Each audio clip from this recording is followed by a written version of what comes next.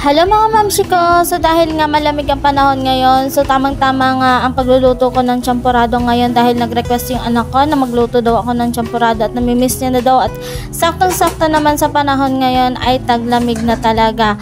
So hindi naman masasabing taglamig na at dahil ngayon ay may bagyo at nasa signal number 2 na nga tayo mga mamsi ko. So lagi po tayo mag-ingat mga mamsi, wag muna tayo mga maglalabas ng bahay dahil talaga namang syempre delikado at may mga baha at talagang baka mamaya matumbahan tayo ng mga puno, di ba? Keep safe everyone mga mamsi ko. So yun na nga at dahil nga habang nakasalang pa yung niluluto kong champurado mga mamsi ko, ililigpit ko muna to. Talaga naman nakakagulo sa paligid ko, sa paningin ko. may mga paganon pa. So habang ang hinihintay kong kumulo, hugasan ko muna to mga mamsi ko at talagang gano'n naman talaga tayo. Kailangan flexible tayo. Flexible?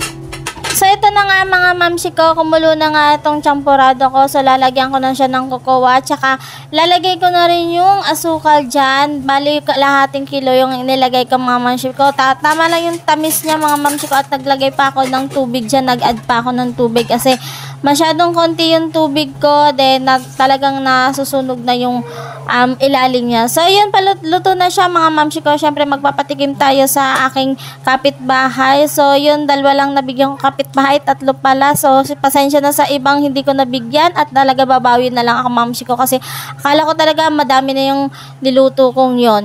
So, hindi ko nga mapigilan na ipakita sa inyo mga mamsi ko na may dumating na naman ako na bagong tripod. So, kinikilig nga ako dyan mga mamsi ko kasi ang ganda talaga niya mga mamsi ko. Ito talaga yung naka-add to cart pa sa cart ko. So, yan nga mamsi ko, ngayon ko lang siya na check out. Talaga naman ang ganda, sobrang ganda talaga niya mga mamsi ko. Hindi ko na naman nga maiwasan yung pagkabulol ko mga mamsi ko. So yun, ang ganda, nakita nyo naman talaga. Sobrang ganda nga nito mga mamsi ko. So na-adjust pa nga siya sa tangkad ko mga mamsi ko. So hanggang 5'2" nga yung height ko mga mamsi ko. So ka-height ko siya mga mamsi ko. So yung gilid lang ay ilalak mo lang para hindi siya na tutumba or natatanggal. So may kasama na nga tong remote mga mamsi ko. Sobrang ganda talaga nito. At kung gusto nyo nga rin mga mamsi ko, ilalagay ko na lang ang link sa comment section or i-check nyo na lang sa yellow basket ko mga mamsi ko. So pagkatapos nga ay nagkape muna ako mga mamsi ko at masarap sana to kung may kasama kang magkape. Yes, ang harot mo huy, wag ganun. Yun lang mga mamsi ko.